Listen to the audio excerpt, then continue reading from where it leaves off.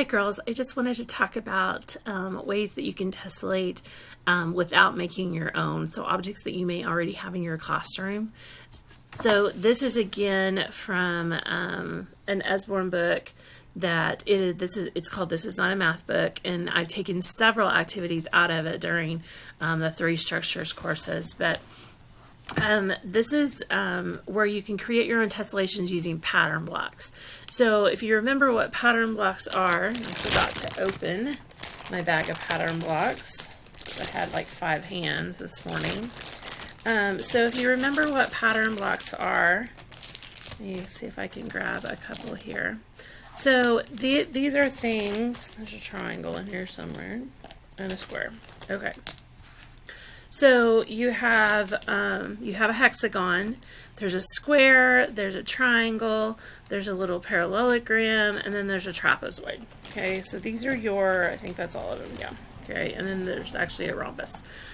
So these are pattern blocks, and this is something you may have in your classroom, but this is something that you can start out tessellating with your students. And so here's an example right here of using a hexagon.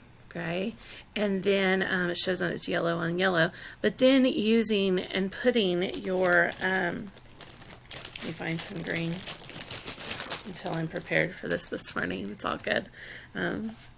But then you have your green that go around. And so this is something that they could create on their desk, and you can work with it, and it would be something that's hands-on. Okay, so I want to show you those. One moment while I clear off my book. Okay, so then over here, here's an example of squares and triangles. So you can tessellate there. Here's an example down here. Let me see if I can get it. Of squares, a square, a triangle, and then a pentagon, or a hexagon. Okay, so this includes 3 tessellations. So this is again just using pattern blocks, and I'll show you here. And then the next side is actually the same activity that you guys are going to get to do. Okay, so you don't have to have a perfect shape. Okay, puzzle pieces aren't square, and so you cut and you tape. So again, this left-hand side is going to slide across to here, so you can kind of see the directions here. Maybe zoom in just a little bit here for you. If I do it here, I won't make another video. So again, you cut this edge and slide it across and tape it, and then they did it from the top and slid it to the bottom. So what they end up getting is something like this little guy right here. Okay, you've made a puzzle piece, and then you can tessellate it. So if we go down here to the bottom,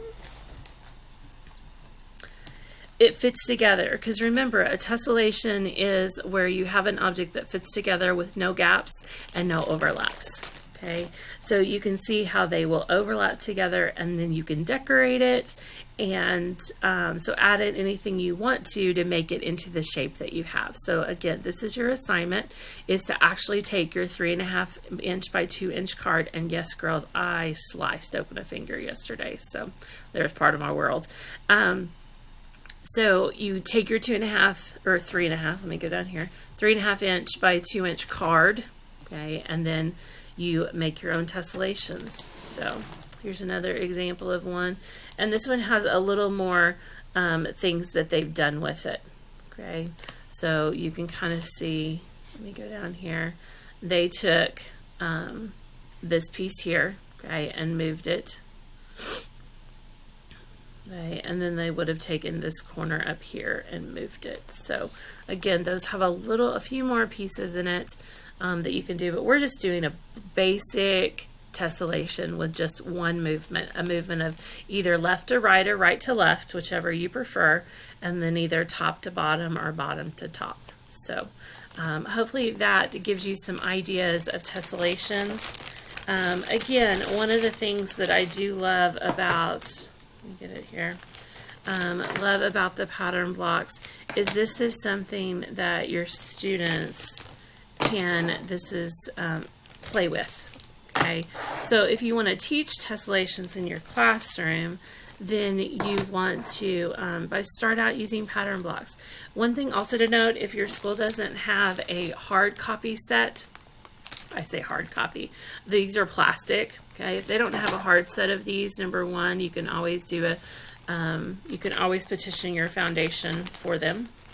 Okay, and then number two, there's also a die cut. So hopefully as an education major you have been taught what a die cut is, and so there's also a die cut template where you can cut these out of foam that you could get at Hobby Lobby. So know that you also can have those that way. So again, I've just taken two shapes here, and I am just making you a pretty picture this morning using a hexagon and a trapezoid. And I think I'll use right there. And can I do some more? I think I will. So again, this is a tessellation, and I hope you enjoy making one. Again, something you can definitely do with littles. And let me know what you think. So I will leave you with this beautiful flower on a beautiful spring day. So, and I hope you enjoy.